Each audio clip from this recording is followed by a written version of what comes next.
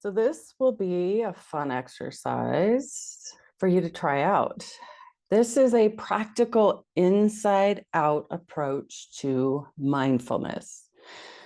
So hello, I'm Catherine Hood. If I haven't met you, I am a self-leadership and relationship educator and coach. So my goal is to create about a 1-hour video on mindfulness, a structured worksheet that will perhaps show you a different approach to mindfulness. That is my goal. My goal is to move you away from viewing mindfulness as something you have to do, or something you have to work at, or something you have to leave the room and go on a yoga mat and do something elaborate. Okay, it's really understanding that we all have a natural state. Okay, we all have a natural state inside of us, and being able to access it and experience it more often, and being able to access it anytime, anywhere. So this talk is going to really uncover a busy mind versus a quiet mind. It's also going to uncover thought, feeling awareness, having you become more consciously aware, coming off of autopilot. We're going to talk about states of mind, which is back to busy mind versus quiet mind, a little bit of different language. We're going to do some self-regulation, which is really big and important, in my opinion, in being a self-leader in your life. So let's begin. Most people, very much a big generalization, but me too included, assume stress comes from outside of us.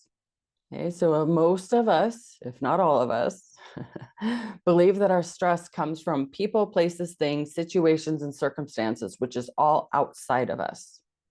Okay, I believe that we're all conditioned, we're all programmed into believing external things create the feelings inside of us.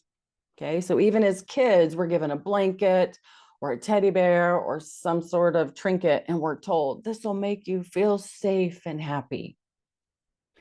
So from that to all ads, advertisements, any kind of marketing, we're told that this thing is going to make us happy. This thing will make us feel whole. This thing will impact our life or change our life forever. In fact, people use that language quite often. So this conditioning, it really reinforces beliefs inside of us. And you'll hear this in movies and the radio and podcasts. You'll hear it in daily conversations. You'll hear it on Zoom meetings that they made me mad. They hurt my feelings. The weather is making my mood be blue or sad or gloomy. I feel so ignored, so I'm not going to talk to you anymore. Or you ruined my day, so now I'm not going to talk to you. I'll be happier when you change your opinions, or you acknowledge me or validate me. I don't feel secure because of you.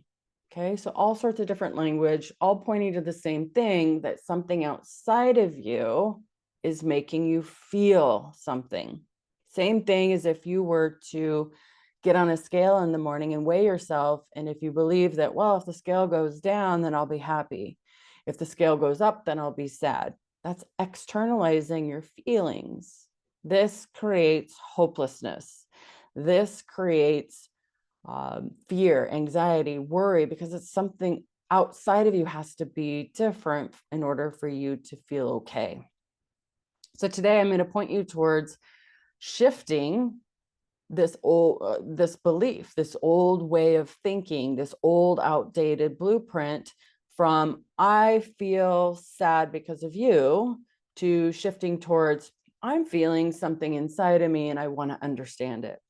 I want to heal it. I want to think differently. I want to feel differently. I want to experience this differently, whatever language you want to put around it. Now, I'm going to say one disclaimer, only one time. Sometimes our circumstances play a role, but very rarely. And your power lies in shifting where your feelings come from, shifting it from external to internal. Okay, so here's some examples, and I want you to show your hands. Granted, I won't be able to see you because this is a recording. But a show of hands, feel free to raise your hand.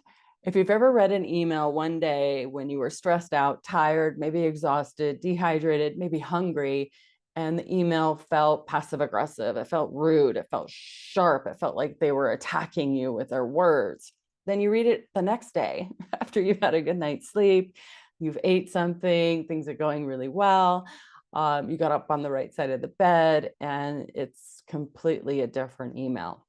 Yeah, me too. A show of hands, if you've ever confidently assumed that you knew exactly what someone was thinking and realized later that you were really wrong. You were jumping to conclusions. Yeah, me too. Have you ever had a day where everyone you came in contact with, your loved ones, to people you work with, to family, to friends, everyone you came in contact with just was irritating you or annoying you? And then maybe you realized, maybe it's me and not them. Yes. Okay. All right. So the funny thing about us human beings, we are funny creatures, but we've never been taught, we've never been educated, we've never been told that, two different situations or the same situation, two different people can experience the same event differently. And what is the difference? It's the state of mind. It's the state of mind that you're in. Are you in a busy mind, or are you in a quiet mind? No one's ever explained it this way. For example, if you're in traffic one day and it just feels like a nightmare, it feels like you're hitting every single red light, and it's some sort of personal meaning towards it. Like, this always happens to me, and these people are idiots. They're in my way, and they're doing this on purpose, right? So there's days that feels that way, right? Sure. And then there's another day that could be the exact same traffic, the exact same time of day, and you're waving people in. Yes, go ahead of me, go ahead of me. Maybe you're listening to a podcast or having a deep conversation with someone that you care about, and everything just seems so doable. Here's another example. You can have a day where someone you care about, a friend or your spouse, maybe they're a little quieter than normal. Some days you can feel like it's a rejection. Other days you just brush it off. Yeah, they're having a rough day, right? They have a lot on their mind. You can also look at your inbox one day and it can feel like just a crisis. It can feel overwhelming. You feel like, I'm never going to get through all these emails. Where another day you feel like you're important. Finally, everybody's getting back to me. You could feel one day like your to-do list, maybe it's your honey-do list, is really big, really heavy, really consuming, really overwhelming. And then the next day you feel like, I'm knocking these things off the list. Boom, boom, boom. It's really easy. And the last one, you can step in dog poop one day and you could feel like it completely ruins your whole morning or maybe the entire day. And then the next day, you walk in dog poop and you just do the moonwalk in the grass and you don't even skip a beat. Maybe you even get an applause from people that witness this. So these are the same situations, same facts, the same data, but completely different internal experience. So it's your imagination that's creating the difference. So your mind treats every single thought that you have. The first thought is truth, right? Your brain loves it. Your brain thinks every first thought is real, factual. In fact, that's where you're going to feel that charge, that dun, dun, dun in your body. The first thought is often not truth. It's trained, it's rehearsed, it's practiced, it's been memorized in your brain as some means to protect and guard you. So any stories that really feel more vivid, more loud, are practiced over and over and over again. And somehow, some way, your brain has logged it and clinged to it as something that needs to take action from. So our mind will memorize those things that seem dangerous or scary. And, different states of mind really activate our imagination. And when our imagination is overused and abused, things seem more profound. They seem more scary or frightening. And this activates the brain even more, which sets you into fight, flight, freeze, or fawn. But it's just your stories that your mind is clinging to. And oftentimes we take action from those very charged thoughts. And this drifts us further and further away from our intuition or our gut. So if your mind is really clinging to thoughts that are very tense, very heavy, everything's going to look and feel tense and heavy. If your mind is clinging to thoughts and stories that feel calm, steady, you're going to feel and experience the sense of calmness. Things are going to feel workable, manageable, solvable. You're going to be more creative and innovative. So traffic has never been the problem. Your spouse or your friend being quiet or ghosting you is not the problem. A messy house is never the problem. People canceling plans at the last minute is not the problem. And definitely the dog poop on your shoe is not the problem. It's your state of mind. Your state of mind is what shapes every single experience and every single moment in every single day. No exception. So this is the foundation I work from in mindfulness. It's very paramount to understand your mind, thought, and consciousness, how they create your reality. Without knowing that, we're going to continue to want to fix and change and bend everything outside of us, which in other words is controlling. Okay. So it's noticing and becoming more aware and learning and understanding how your mind is working really hard for you. It's serving you, it's protecting you, it's guarding you. Your imagination, though vivid, is helping you, and it may not feel that way. But this is what I support my clients with. I help and support them and educate them in training their mind to work for them rather than against them. So if you're in this place of mind is happening to me, I help you move away from that into choosing how you want to feel and choosing how you want to experience your reality, and help you get into alignment with what's important, what's meaningful, and understanding what's valuable to you. So if I met you at a party and I asked you, what's been driving your stress? Are you going to point to something external? My boss, my manager, my spouse, my kids, my dog, my bills, right? Are you going to point outward to those things that are causing you stress? What would be your honest answer? Or would you say, Catherine, it's my state of mind? Probably not, right? Again, back to programming and conditioning. We are hypnotized into believing that the external world is creating our reality through movies, TV. It's all on repeat, okay? So the quality of your life, the quality of what you experience moment to moment is measured by your state of mind. It's the state of mind that you meet life with. Okay, so if technology is working correctly, you should have a worksheet down below. You can download it. This is the first page. Hopefully it's down below. If not, reach out to me and I'll get it to you. So I want you to grab your worksheet or even a blank piece of paper and follow along. First off, think about something that's happened to you, maybe today or this week or this month, that triggered you, irritated you, annoyed you, or maybe just simply pulled you off center. Use that for this whole exercise. It doesn't need to be dramatic, definitely nothing traumatic. Something that's human, something that's silly and human. This small stuff is great to work with because it's more, it doesn't usually have a lot of emotion behind it. So, but anyways, in the first line, I want you to write just the event, just the basic facts, just the data, which what I mean by that is a jury of 12 of your peers would go, that's true. Okay. So it's pure facts. We're not adding anything to it. Okay. No assumptions, no big, long stories, no finger pointing, no complaining, no name calling, no drama, just the facts. Feel free to pause this video.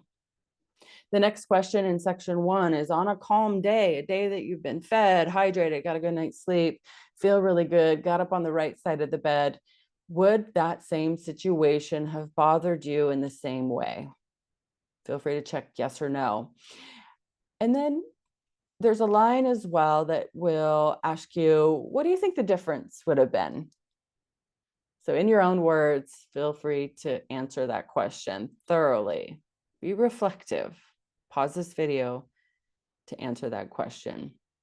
And the last part of section 1, how would you describe the mind that you were in that moment? you can use your own words, especially if you're using a blank piece of paper.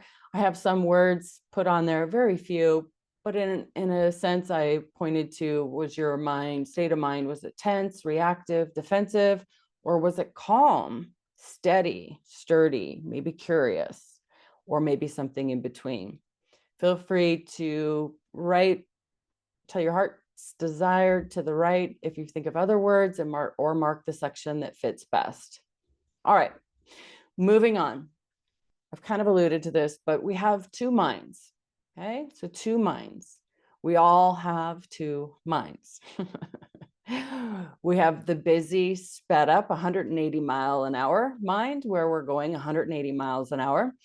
Oftentimes you'll know that by your speech, speaking really fast, hopping from topic to topic to topic, being really charged, blaming and complaining, again, on those external things, finger pointing, maybe closed-minded, overthinking, overanalyzing, skeptical, pessimistic, resistance, a cup half empty type thought, stressed, problem focus on a problem, maybe anxious, reactive, fearful, problem oriented, like this is the problem, it's not me, it's them, replaying the past, the future, not being in the present moment. Okay, so that's kind of a flavor of it. We have also a quiet mind. How I would describe a quiet mind is calm. Maybe it's 25 miles an hour, present, quiet, simple, grounded, curious, collaborative, creative, fun, steady, warm, compassionate, empathetic. Maybe a good word would be emotionally intelligent.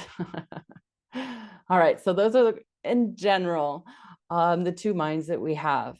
Look, you cannot think your way into a quiet mind, just like you can't think your way into falling asleep. So think about it. If you think more and you overanalyze and you're overthinking, you're not going to fall asleep. Okay, so you can't think your way into falling asleep, just like you can't think harder to get to a quiet mind. What ends up happening is your mind will get louder. Okay, so try telling a toddler or a puppy to calm down. Really, what's going to occur is the opposite will happen. So a quiet mind doesn't come from effort or force or pressure or I have to, or I should, I must, I ought to. A thinking mind is the peace and the calm underneath all that thought. So a quiet mind is a natural state that's built in. A quiet mind is something you return to when you allow the noise to settle. That's what mindfulness is. It's recognizing when your mind is starting to speed up and allowing it to settle. In our quiet mind is where we connect with our gut, our heart, our intuition. That's where we create fulfillment, meaning, and purpose. All right, so I want to do a quick mini exercise. This might take about 15 seconds. And if you're not driving, of course, I want to make sure that you're safe. I want to ask these questions and just reflect on them. And if any of them land for you, you can pause the video and journal about it or answer the questions, or feel free to reach out to me. But go ahead and have a seat if you're not already sitting, and feel the weight of your body in your chair. Notice any tension on your body and just wiggle it away. Nudge that muscle to loosen up. Reassure your mind and your body and your nervous system that you're okay. Do whatever you need to do to feel relaxed. Who do you become when your mind speeds up? What's that version of you like? Who pays the price, the cost, the expense when your mind is tense and sped up?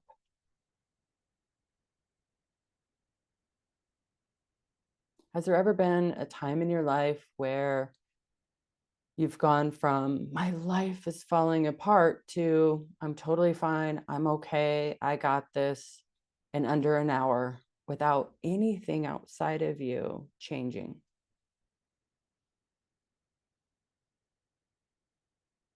When your mind gets loud, what suddenly becomes urgent that actually isn't urgent at all?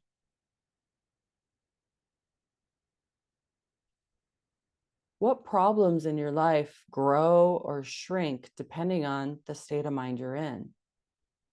Not because the problem changed, but because you changed.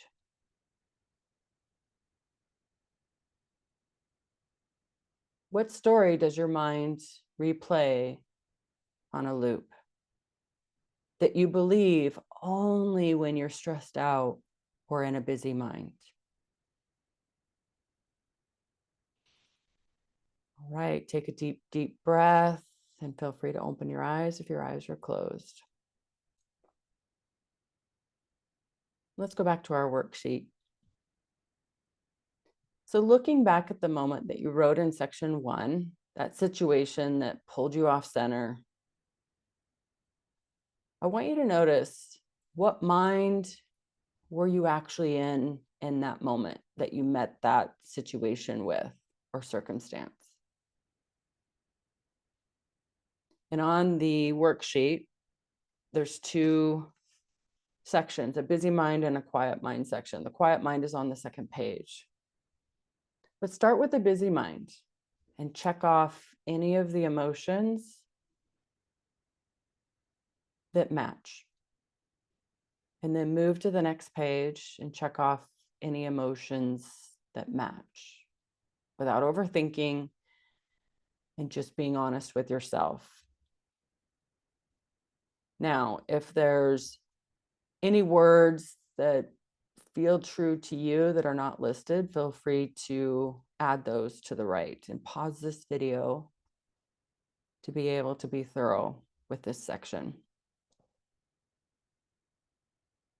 So earlier we touched on the first signs that your body gives you when your mind speeds up. We just barely touched on it, but I'm going to come back to that because most people miss this. And it's our body is a beautiful system, and it offers us signs and signals that we want to make sure that we're connected to. Because when we're really sped up, when we're living in a life that's really fast paced, we override and ignore that internal system. Just hunger cues are a great example. I cannot tell you how many people I've worked with over the years that want to lose weight or whatever in some fashion or form, something about body composition, and they have forgotten about their hunger cues and misinterpret the signs in their body. So before we go further, this is going to be a quick state of mind scan. This will give you a snapshot of where your mind is right now. So again, if you're able to close your mind, close your eyes just for a little bit.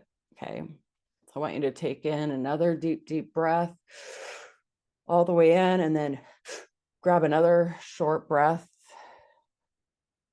filling your lungs up completely and allowing all of that air to come out. Nudge your shoulders, rolling them, making sure to roll them back and down. Move your head and neck to whatever feels comfortable. Again, we're just nudging those tense muscles to relax. Continue to take deep breaths inward and out. So how fast is your thinking right now? What would you consider your thoughts in this moment? Are they slow and steady? Are they a calm walk? Are they jumping from topic to topic? Are you thinking about the future, what you're having for dinner? Is your mind so fast it's like a TikTok or Instagram reel, moving, jumping? Just notice, this is not about judgment. This is just about noticing. Not wanting to change anything. Just simply get a read on the speed of your mind right now. Where is your mind? Is it in this present moment? Are you really listening through the lens of wanting to learn, wanting to discover something new? Are you listening through curiosity, or are you listening through the lens of, I just want to get through this? I just want to be done with this. I just want to say I did this and move on to the next thing. Or are you really present, wanting to learn, wanting to understand? Again, no judgment, just awareness. Are you allowing this time here with me to unfold naturally? Or are you trying really hard to push or want things to be different or wanting things to change? My question for you would be, what is the first place in your body that tightens when your mind speeds up? Right when it first starts to speed up. For some of you, it might be your jaw, maybe your head, your shoulders, your stomach, your chest.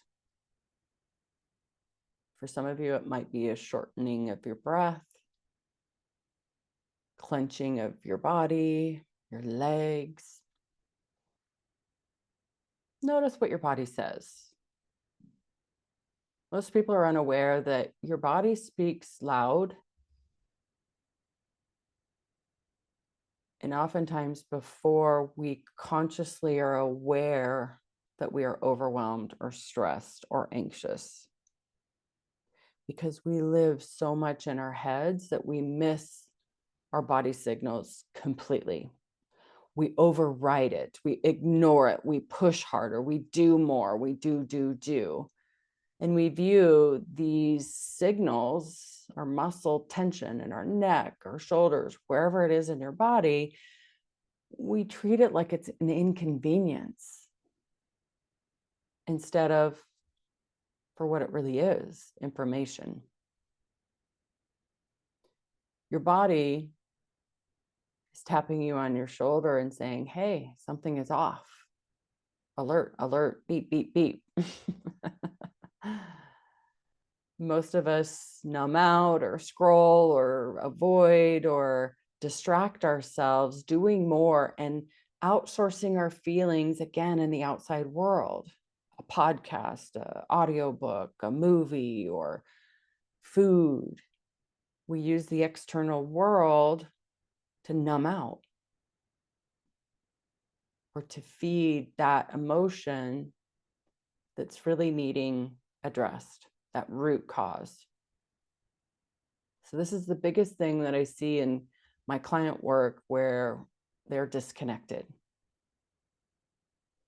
We are trained, we are conditioned, we are programmed to believe that we need to solve everything through thinking more, thinking harder.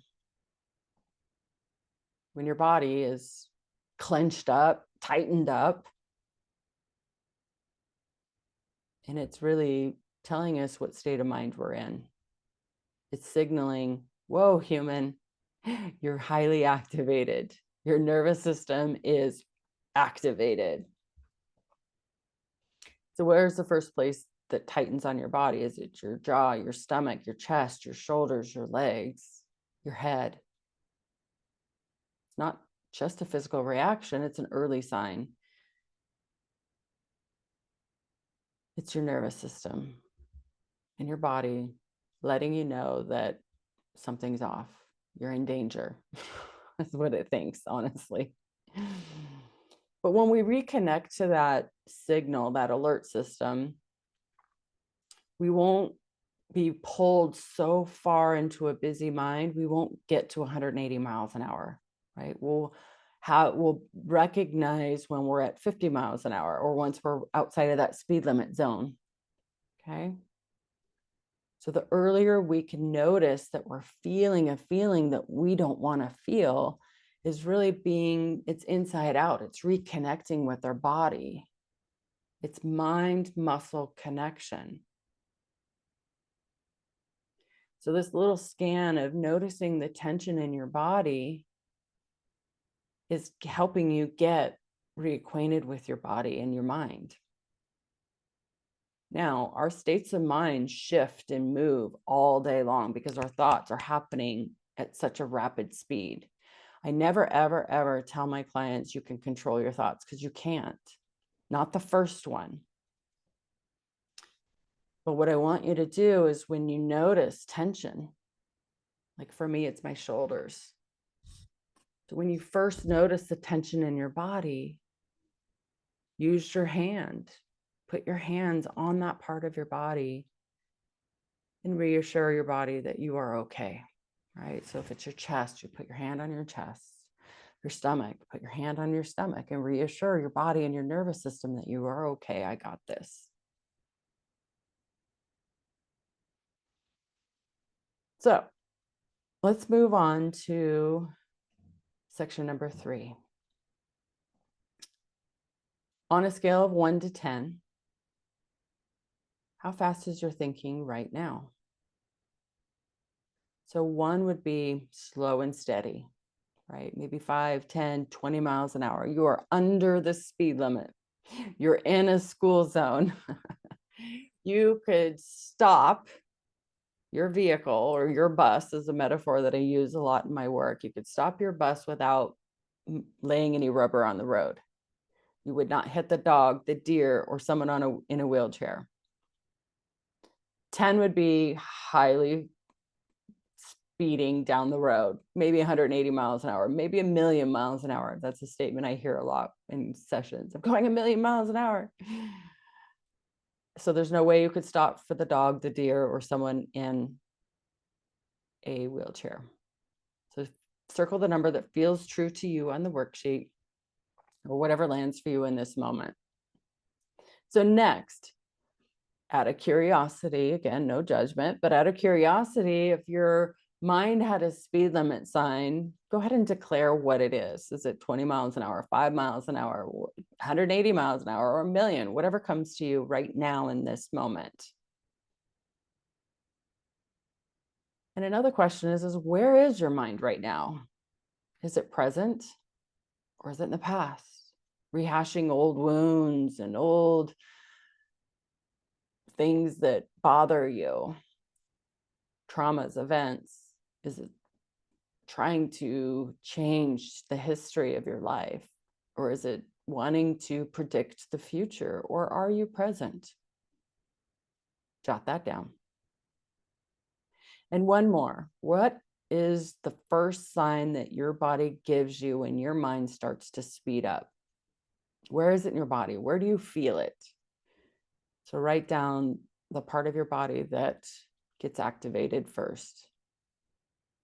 So the scan is not about changing anything. This is about noticing, being aware of this internal system. It's really helping you increase your conscious awareness. It's helping you increase body awareness. It's helping you really reconnect with your inner world, your inner self. So why does mindfulness matter? Why does all of this matter? Well, truthfully, you're not feeling your life, you're feeling how you think about your life. Okay? The relationship you have to yourself and your life is what you feel. Two people can face the exact same situation and have two completely different emotional experiences. Why? Because their thoughts are different. If you're thinking, I'm never going to figure this out, or I can't, that creates hopelessness, powerlessness. And I guarantee you, you will never figure it out because you can't. Right? So you're sabotaging your thought, you're sabotaging your life through your thoughts. What you think and believe will be realized. What you think and believe will grow. If your thoughts are, I can learn, I can grow, I can evolve, I can be this version of me that I envision and I create, this opens up hope, possibility, courage, bravery.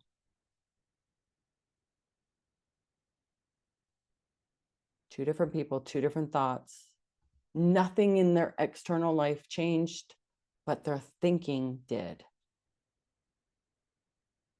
That is a shift in your emotional mental state. This matters because when we shift how we think about ourselves and our lives, this puts us back in the driver's seat. We're not on autopilot anymore. People come to me all the time. I want to have peace of mind. And then I get talking to them about what is it that is preventing you from having peace of mind. And they're wanting other people around them to change. They're wanting their life to be different. They're wanting things to change that they can't control. So that creates hopelessness,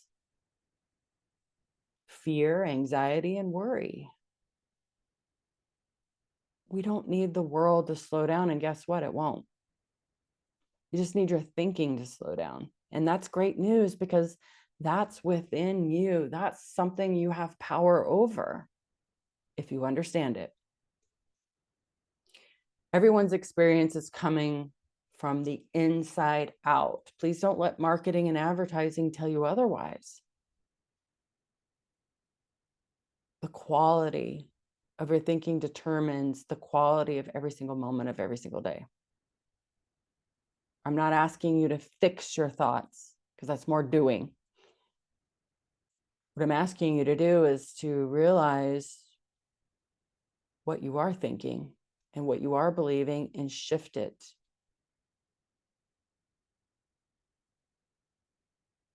Your feeling state is a mirror of your thinking state.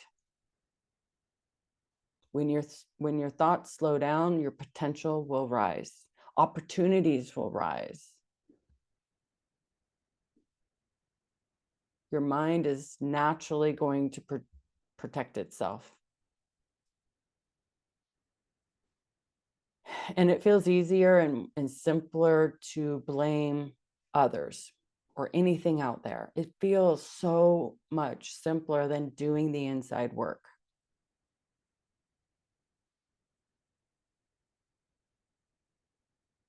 When we believe that the external world has power over how we feel, that's confinement. That's imprisonment. And if you're not able to see what I am pointing you towards, you can't change what you're refusing to face.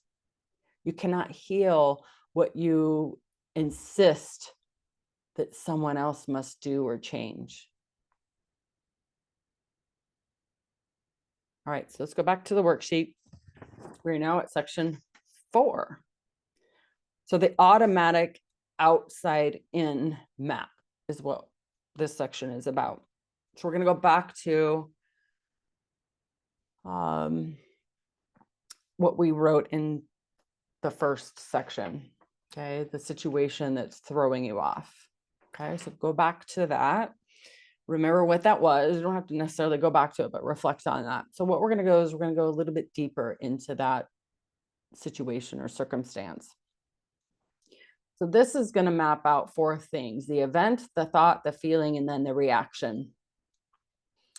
It's automatic. Oftentimes we automatically have a thought, or sorry, the event happens, the thought, the feeling, and then the reaction. Think, feel, do is the shorter version that I use a lot in coaching. So go back to remember the event and just the facts. We're going to take the facts out of that first section. We're going to move it to this section in section 4. Okay. So the event is just the facts. And I wanted to give some examples. And remember, it's no story, no meaning, no assumptions, no drama. It's just purely what 12 people would agree in a jury occurred. So let's use the traffic one, for example. And I use this one a lot in my coaching, and that's tailgating. And if you know, you know. My story on that. It's a personal story and it's real. So so the event on that first line would be, if someone's tailgating, would be a car is following me, what appears to be closely. That's it, right? Car following me, maybe as just simple as that. So we're not putting in any drama or name calling or blaming. Okay, so the next line is the thought. So this is different. The thought that you had from the event. So this is the story that your mind adds. Maybe your mind is filling in the gaps. So some examples would be looking in the rearview mirror. They're being aggressive. They're impatient. How dare they? They're targeting me. They're too close. I would never drive that close. What they're doing is wrong. What they're doing is bad. They shouldn't do that. They drive like a maniac. They should have their license removed. Okay, hear all the drama? So that would be an example. So pause this if you need to, but offer what thoughts your mind supplied you in that moment from line 1, the event. Okay, next is the feeling that the thought created. Okay, so not the emotion that you think you should have felt. I want you to write what you actually felt in that moment. So for the driving example, if someone tailgating might be annoyed, tense, unsafe, angry, road rage, offended, anxious. So whatever that is, write it down. Whatever words come to your mind, pause this if you need time to write that out. Now the reaction or response or the outcome. What did you do next? What was your behaviors? So what was your response, outcome, or reaction? For the traffic one, did you speed up? Did you slow down? Did you get irritated? Did you push on the brake? Did you swerve? Did you flip them off out the window? Did you ride your brake? What happened in your body? Did your shoulders tense up? Did your mood shift? Did you blurt out some curse words? Write down whatever the behavior or outcome or response was. If you need to pause this, feel free to pause. All right, so next is the reflection in section 4. This one I definitely recommend pausing, and there may not be enough space in there, and feel free to use the back. So this is the most important part. Would your reaction have been different if your mind would have been quieter in that moment? So this is an honest answer. This is how we learn. This is how we evolve. This is how we grow emotional intelligence, is by understanding, by acknowledging, by taking ownership of our behaviors internally, right? Not about them, but about us. And I want you to answer this question in a way that it's not what the situation was demanding of you, not what you desire or preferred would have happened, but I want you to answer it in a way that what would a calmer mind offer you in that moment? What solutions, and I say that plural, what solutions would your mind have offered in that moment if you would have been in a quieter mind? So for example, on the tailgating, a quieter mind would have offered me to pull over. A quieter mind would offer me to, if I was listening to something, turn up the volume on it. So if it's music, I might listen for a beat or an instrument, or listen to the words, or maybe even start singing. If a calmer mind would have had me really want to focus in on my body, not the outside world. So it would have been maybe turn the heat up on my seat, maybe grab some spicy gum or a sour candy, or spray my car scent that my husband hates. Maybe if I was listening to an audiobook, listen to it deeper for something to learn or apply in my life. So, and I will say that I have pulled over a few times in the last 4 months. Let somebody by, like wave them by. You're in a hurry. I would rather you be in front of me. So feel free to pause this and answer that thoroughly, deeply. So when you see this map clearly, and how you think, feel, and react, when you see this map more clearly in your own life, in your own situations, when we write it out, we take the time and we're very expansive and we're very honest, you realize the event had nothing to do with your feelings. It's your interpretation, it's your judgments, it's your stories, it's your rules. Like for me, the tailgating instance, if I believe that someone's driving too close to me, is that my own rule, my own interpretation, my own view? Is my mirror making objects appear closer? And perhaps it has something to do with the fact that I lived in Alaska for 30 years and people up there drive different. But it's my stories, it's my own rules. And that's where we get back in alignment with our power. Okay, our power is not in that car. Our power is not in someone else. Our power is not in a situation or circumstance. Our power is noticing what state of mind we're in and choosing what state of mind we want to be in. Once you see this, you can't unsee it. As long as you're persistent and consistent and intentional in seeing this day after day after day. Understanding that your mind is responsible for your feelings. It's no longer your external world. No longer does your external world have to be perfect. No longer do you have to demand that people act the way you do and follow your rules. You no longer need to be a dictator or a controller. It's amazing how many people I work with that they have no idea that they're very controlling. And I don't come out right and say that. Please don't think I do that.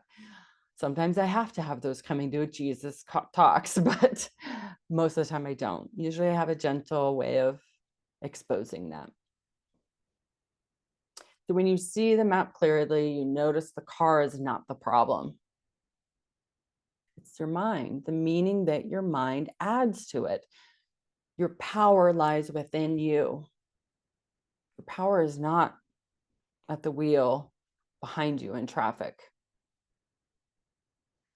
So traditional mindfulness is usually some sort of technique, right? Breathing, it's using apps, a journal, maybe doing meditation, maybe you're in a dark room. You know, these might be useful. And if they are for you, great, it's amazing. But you're not able to bring a yoga mat everywhere you go. And you certainly can't do that in traffic.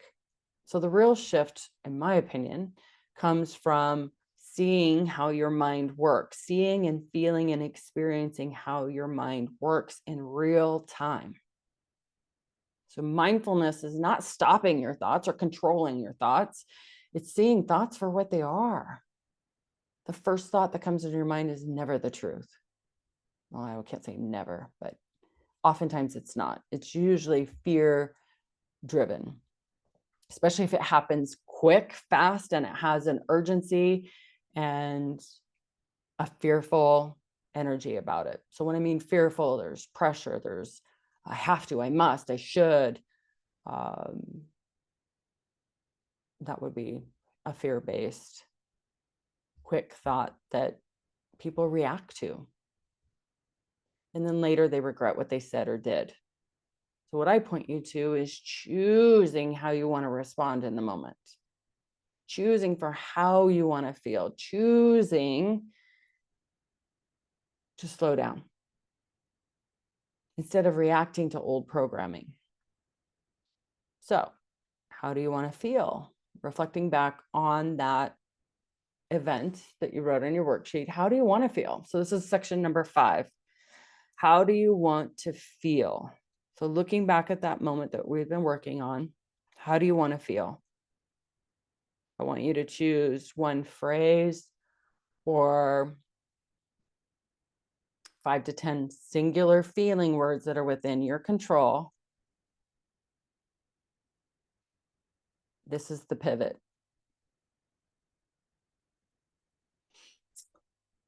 And so I have a wristband that says, how do I want to feel on my wrist? And those of you that are newer clients over the last couple of months, you have one of these. I send them to you with your copy of the book.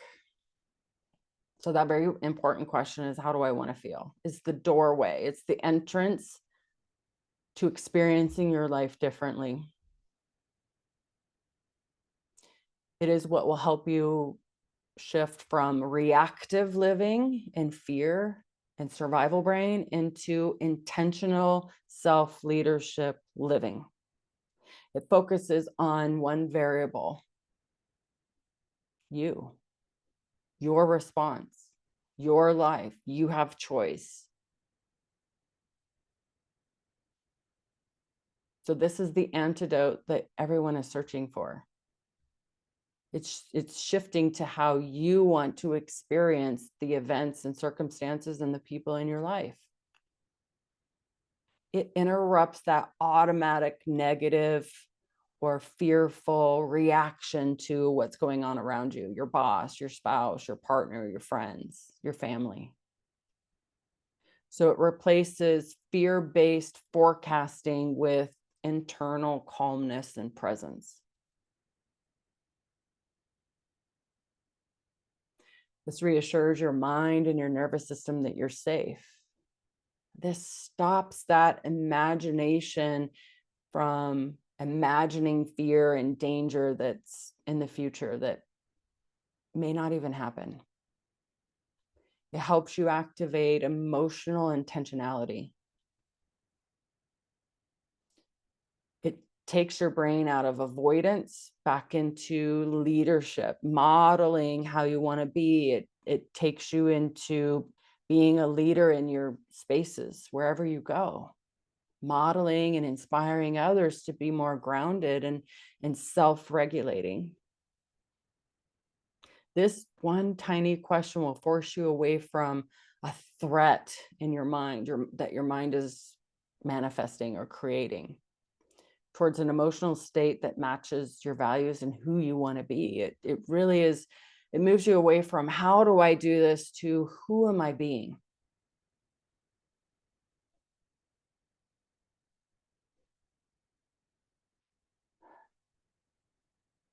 It takes you off of autopilot. So automatically reacting to life, which is the emotional roller coaster, into choosing how you want to feel. So asking yourself that question, how do I want to feel? Not in a perfect world, because that's not going to happen. It's asking that question in a way that, how am I going to feel after they change? It's not within your control. And the how do I want to feel is without anything changing, right? It's in that exact moment how you want to feel. So it's 5 to 10 questions, or 5 to 10 words, feeling words that have energy behind them, have meaning. So it's not about just filling in the blank with just a bunch of words. These are words that you choose, words that have vivid images that your mind creates that move you towards a feeling of how you want to feel. Choose words that have meaning and value and how you want to feel before, during, and after if that event happened again.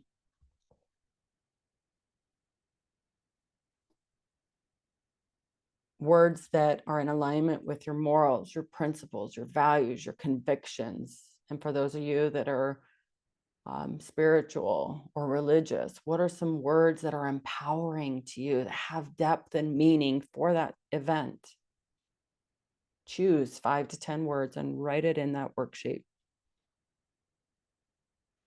So now we've created a whole new pattern, an inside out pattern, an inside out map. I've given you a compass to point you towards what you want. We're no longer focused on what you don't want. We're focusing on what you do want. When you're able to articulate and describe how you want to feel,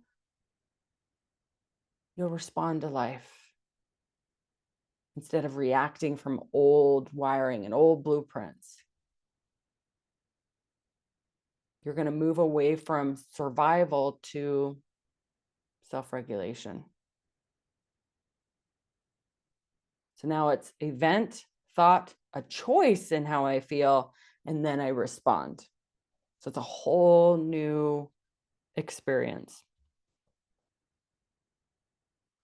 All right, moving on to number 6, integration. We don't learn through reading and going, yep, I watched that video. Yep, I read that chapter. That's the same thing as, and not doing anything about it is the same thing as grabbing a Kleenex, blowing your nose and throwing it away. That Kleenex may have served you briefly. Integration is integrating one of these principles that I've brought forward that's new to you into your life, actually applying it into your life over and over and over and over again. So in my book that all my clients get a copy of when they sign up with me is the bicycle model. That's when you get an insight, an aha moment, and you want to apply it into your life, okay? So when you first learn something new, it might feel wobbly, it might feel unfamiliar. It's going outside of your comfort zone. Well, we apply it into our life and we integrate it over and over and over again. So think of it as like riding a bike. Most of us, well, I don't remember too much about the first time I rode a bike, but I do know that at some point something clicked. I know when I learned how to drive stick shift, especially when I relearned how to drive stick shift, there was a 15-year gap where I didn't drive stick shift. So I have a car that is stick shift, and it is like riding a bike when you learn to drive stick shift. But that moment when it finally clicks, you're like, oh yeah, I remember how to do this. You see something different when that click happens. It feels different. You see something different. And when that click happens, that's when muscle memory kicks in. Now, it will be wobbly. You will grind gears if it's stick shift, or if you're riding a bike, you might fall. That's the wobble, okay? It's learning how to balance, steer, all the things you got to think about when you're riding a bike. You might lose your center. You might forget what you learned. And your brain or your mind might say something to the effect of, see, you're not going to change. See, you can't do it. And that's just sabotage. Again, that's that first thought, that spark. Yeah, you know what? You could be right, but I'm going to keep going. I'm going to keep applying. I'm going to keep trying. I'm going to keep applying. I'm going to keep experimenting. I'm going to adapt this to where it works for me. The wobble is not failure. The wobble is just a signal that more practice is needed. The wobble is a signal to do it more often, to steady yourself. And when you apply it over and over again, what you see, what you feel, what you learn, and reflect on those things, it becomes natural. You'll create something that's unique to you. You'll gather evidence and proof that it's true, that your experience comes from inside out. When you gather the proof and evidence, instead of taking my word for it, in your own life, in real time, that's how integration happens. That's how you create new neural pathways in your brain. That's how you rewire that first initial thought. And the way of being and who you are being and your identity will shift. But it takes repetition. It takes insight. It takes 3,000 repetitions. Okay, so it's about practice and practice and practice and practice every single day. And this could be done in moments, all kinds of moments. It doesn't have to be the big thing. It doesn't have to be the conversation you have with your mother-in-law. It can be on the small, insignificant things. It could be anything that has this takes you off course or triggers you or upsets you or has you feeling any sort of way that's off from what you want to feel. We could do 3,000 repetitions easily in a couple of weeks. Okay, so in section 6, the integration piece, choose one thing to practice for the next week. Just one, not all of them that we covered in this recording. And you can come back next week and listen to it again or whatever and apply the next one. Just choose one to practice, not all of them. Whichever one it feels meaningful and relevant to you. and make a commitment to do that. Feel free to comment below with which one that you're going to integrate. Feel free to come back and share what you learned, what you experienced, how the old version of you would have done things differently, and now the new version of you is responding differently. And let us know what the outcome is. Let us know what's different, what's happening. In the closing reflection, there's a couple of pieces in there that are optional. But I will say in section 6, what do you believe your life will look like if you lived from a quieter mind more often?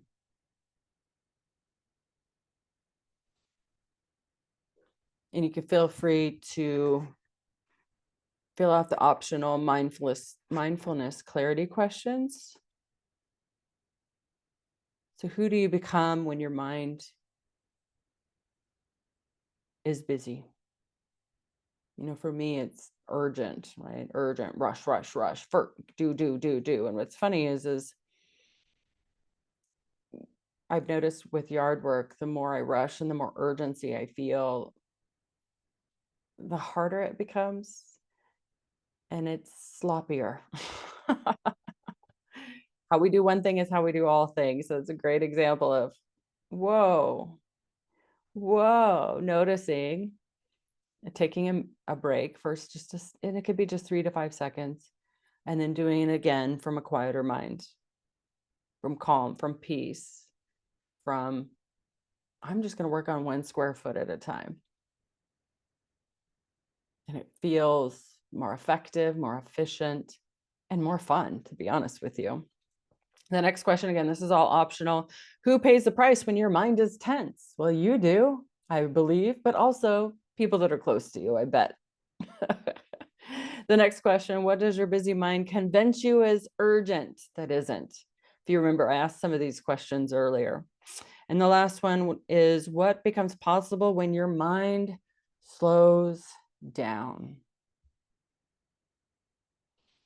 Well, thank you for watching this entire video. And if you have, I'd like you to let me know that you did actually watch this whole video. I think it would be great feedback. Anything that I can improve on or change, I'd love to know. I was trying to make the 1 hour mark, but I was super close. So I'm going to give myself a gold star.